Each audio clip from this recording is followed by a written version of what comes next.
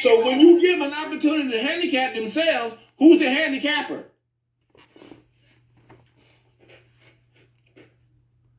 Hello? I want to know. Who's the handicapper? I can't hear you. Say it one time. I just told you. If a person sits on welfare for 28 years and don't do shit, who's the handicapper? The person. No. The person that's giving them free shit for 28 years. No, that's the... Oh, my God. Oh, my God. That is not. It's the person. Because we have choices. Whether we make good choices or bad choices. We have a choice to either stay at a bare minimum or go to the next level, whatever that is. It's not the person who's helping us that helps us. We supposed to help each other, okay? And when you take advantage of the help, then you don't want to do nothing because you would appreciate the help that's given. People are negligent to other people's kindness and to help and to look out for one another.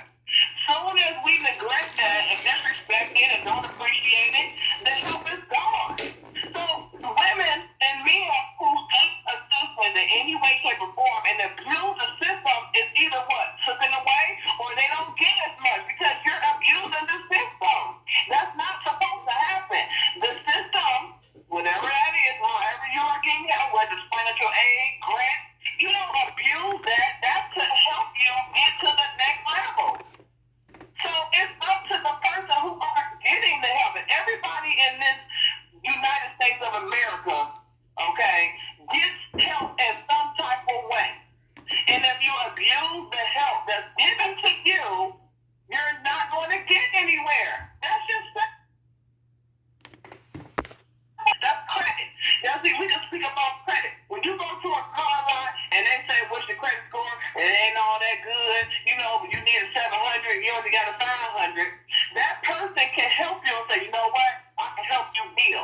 But if you go and you sign that paper and you don't do your part, that's on the contract to build yourself up to get that credit so you can get another car through that company, that's on you.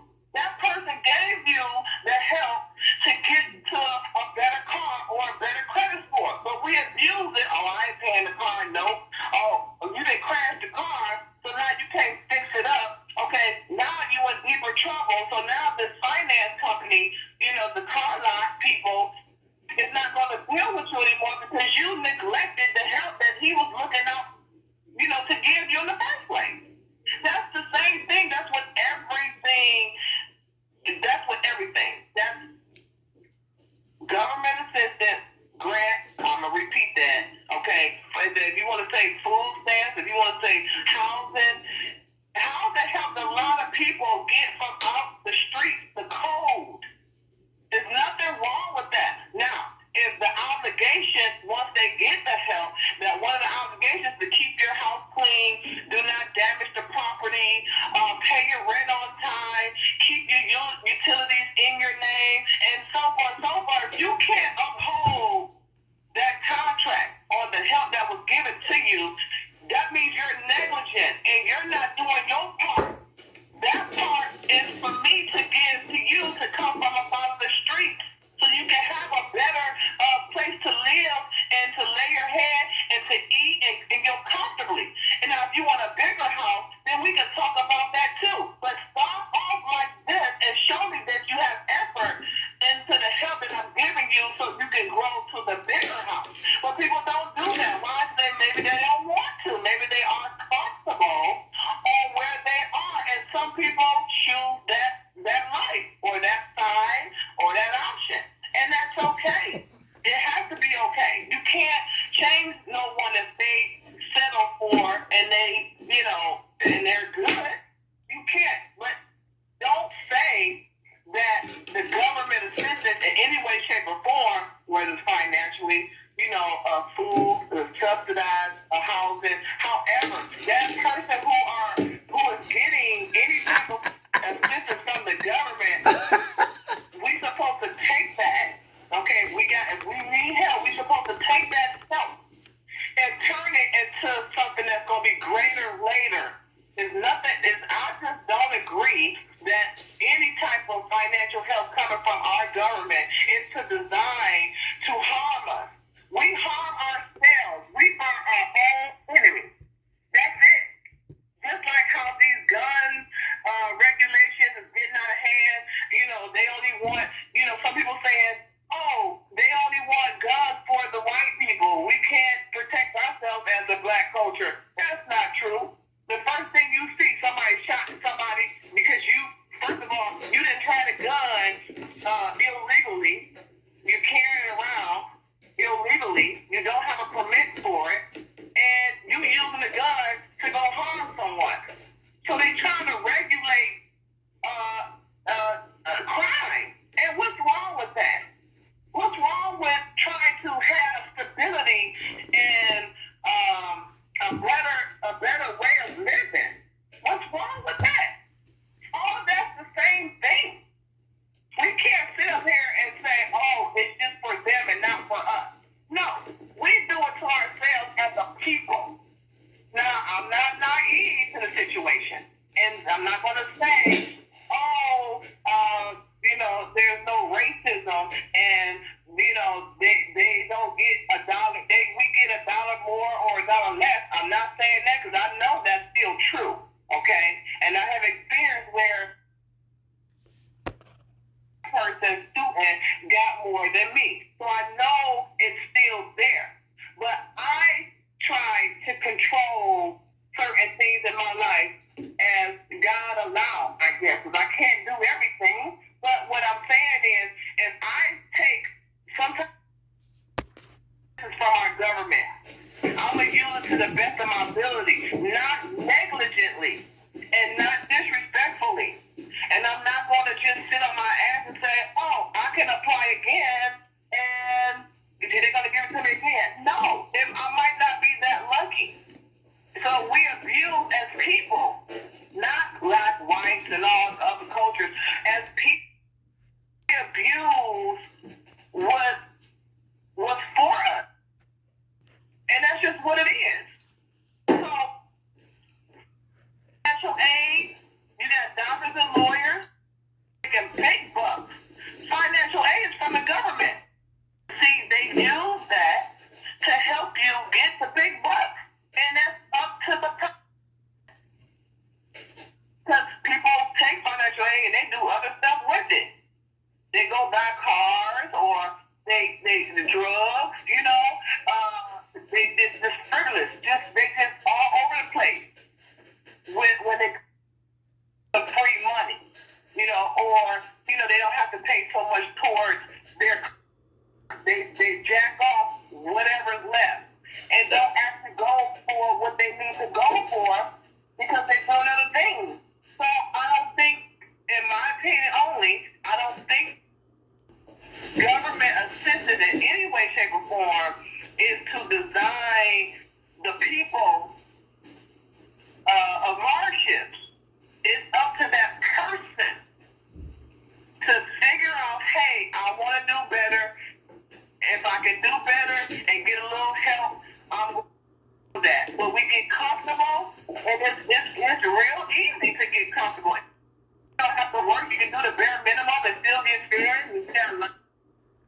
You ain't on the streets, and all you have to pay is $1 for rent, versus $1,000 a month. Yes, that can be very pleasing. All you're going to have. Now, some people don't think that. Again, people take the assistance or the help, whether from a family member or a government. Use it wisely and they appreciate it. It's different when you don't use it wisely and you do not appreciate the help. Flat out.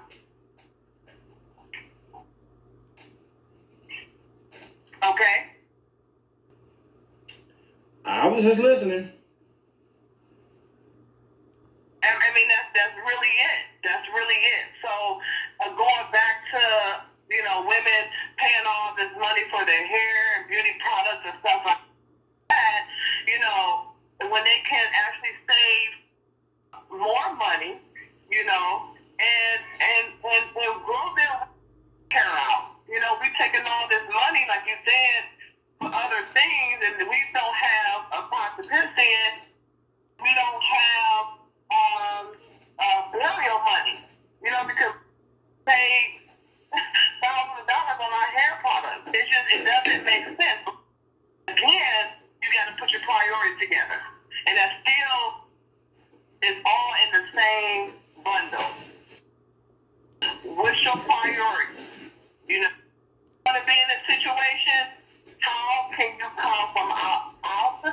relationship that you're comfortable in. And that getting a small hustle that will be beneficial and not put yourself in danger, then do that. I'm never pushing for the street life, but you got some people who and came out lucky, and some people, they're not so lucky. It depends on how you see your priorities in life. And we spend our money, people, we spend our money on bullshit. It's not beneficial at all. So if you have that helping hand, okay, which everyone needs some type of helping hand. Once you take it and you do the best you can, and don't be negligent about it. If you ask me, Mr. Saxman, hey, Shrink, I need $100. I need to get up out of this situation. It's going to cost me $100. I'm going to give you that chance because whatever situation that you're in, I don't want you in it. I want you out of the situation. I want you to do better. So I'm going to give you $100. Now, if I hear and turn around and see that you took my $100 and you're still in the same situation and you have not changed the way you do things and it looks fucked up, I'm not going to help you anymore because you took my and didn't do nothing with it. You just didn't appreciate it. So that's how most people think. And this is what most people do. So our government assistance in any program, whatever it is, we don't take it and do the best we can with it. We are negligent. We unappreciative. I don't think it's designed, like I said, I repeat, I don't think it's designed to keep us in the hut. We put our own selves in the hut or this bubble because our mind, we think too much. We're thinking about who's looking at us and what image we're going to have with this person. We worried about what the next man think about us. We putting our own self mentally in the project. Come on now, really? No. We set our own self up. We are our own enemy, our worst enemy. So these programs ain't nothing but pieces of paper, black and white. It's a white piece of paper with black lettering. How is that controlling any of us? A piece of paper. Because I could have swore I could crumble it up and burn it. I could scribble on it, and I got more power in my hand than a piece of paper? Really? No. So that's all we do. We read the piece of paper. If we agree with the guidelines, whatever it is, we sign our name. How can that control our life? No, that we control what we do. We have options. And I say control to a degree because I'm religious. I know who's bigger than me. And to each his own, I respect everyone's religion. But God controls all my life. He's just making me live it. That's what I'm going to say. But again, a piece of paper is going to determine how I come and go. No, we do that. We put our own selves in this bubble because we worried about the next man. Who's going to have what? Oh, he's climbing to the ladder faster than I. Well, you probably could be right next to him or even higher if you put your mind to it. But no, what we want to do, we want to compare and compete. Like you said in the conversation 20 minutes ago. Why are we competing? How about we worry about what our own self, our own body is doing versus the next person? You see it in corporate America all the time. Oh, she's employee of the month, or she got a bonus of $50,000. I'm gonna see if I can do that. So you're worried about the next person versus doing what you have to do to get that same opportunity. We are all enemies. We put our own self in the project or we limit ourselves. It don't have nothing to do with no government assistance. No, the heck it don't. No, don't. Okay. So with that, I'm way over my time. We're going to end this show tonight with you getting last word. Anything you want to say before we call it a night? Let's do better. When we know better, gang, we do better. Yeah. That's my girl. What's your name again? Knuckles. That's my girl, Knuckles. And she's calling from St. Clair, Ohio. And we're going to have her back on again sometime. I have another show coming up Tuesday and one coming up Friday and Saturday. So hopefully these shows get her in the studio. I'll have a call in again. All right. Thank you for coming on, Knuckles. I love you to death. And we're going to talk again, okay? Mr. Saxman, peace out. Yes, ma'am. Jesus. I beat down trying to listen to this. I think it went on for like 40 minutes, I guess. This is your boy Saxman, and he's enjoying his fuck it juice. If you enjoyed the show, don't forget to subscribe to my channels on YouTube under the Saxman Russaw Show. Hit the subscribe on that, and subscribe to the channel Saxman Russaw on Duty. Hit the like. Subscribes on those. Tune in Tuesday and Saturday for should be set up for Facebook Live. Drunk, you guys, excuse me. So get ready to come in together some shows for that. It's going to be great. Call in. It'll be starting by 7:30, so you can call in any topic you want to talk about or what the topic that might be going on for that day. Give us a call. I got a few. Get up in the morning and go to work. Anyways, I went over an hour. I suppose I only went to 9:30, but I went a little bit longer. But that's okay. I was on the phone talking to some fun people. We're gonna try this again. Don't forget to tune in, subscribe to my YouTube channel. And next week on Facebook Live for another episode of Saxman Russaw Show. Hope everybody have a great evening. It's snowing out there. So be careful in the morning. We got to get up and go to church. I know I do. So be careful. And we're going to do this again real soon. All right, this your boy Saxman. Love you all.